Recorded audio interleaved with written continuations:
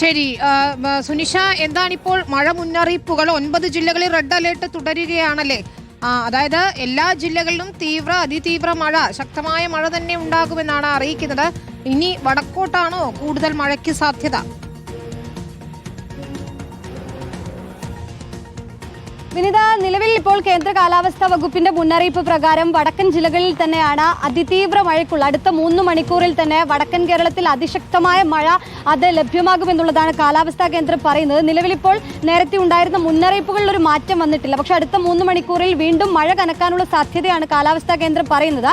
നിലവിൽ 9 ജില്ലകൾക്കാണ് ഈ red alert ഉള്ളത്. അത് കണ്ണൂർ, കാസർഗോഡ്, കോഴിക്കോട്, വയനാട്, മലപ്പുറം, തൃശൂർ, ഇടുക്കി, കോട്ടയം, പത്തനംതിട്ട ഈ ജില്ലകളിലാണ് നിലവിലിപ്പോൾ റെഡ് അലർട്ട് ഉള്ളത്. അവിടെയെല്ലാം തന്നെ ശക്തമായ മഴ ലഭിക്കുന്നുണ്ട് എന്നുള്ളതാണ് മനസ്സിലാക്കുന്നത്. ഒപ്പം തന്നെ മറ്റ് ജില്ലകളിൽ ഓറഞ്ച് അലർട്ടുമുണ്ട്. തിരുവനന്തപുരം ഉൾപ്പെടെയുള്ള മറ്റ് ജില്ലകൾക്ക് ഓറഞ്ച് അലർട്ടും നൽകിയിട്ടുണ്ട്. തിരുവനന്തപുരത്ത് ഉൾപ്പെടെ ഇപ്പോഴും അതിശക്തമായ മഴ തുടങ്ങിയിട്ടുണ്ട്. ഈ ന്യൂനമർദ്ദ പാത്തിയുടെ ഭാഗമായി മഴ ഏതായാലും ഇന്നത്തെ രാത്രിയിലും അതിതീവ്രമായ അതിശക്തമായ മഴ അത് വിവിധയിടങ്ങളിൽ ലഭിക്കുമെന്നുള്ളതാണ് കാലാവസ്ഥാ കേന്ദ്രം അറിയിക്കുന്നത്. ശക്തമായ കാറ്റിനുള്ളൊരു സാധ്യത കൂടിയുണ്ട്.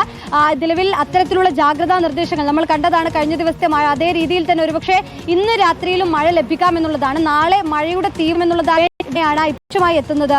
ശരി, സുനിഷയാണ് വിശദാംശങ്ങൾ നൽകിയത്. ആലപ്പുഴയിൽ ഹൗസ്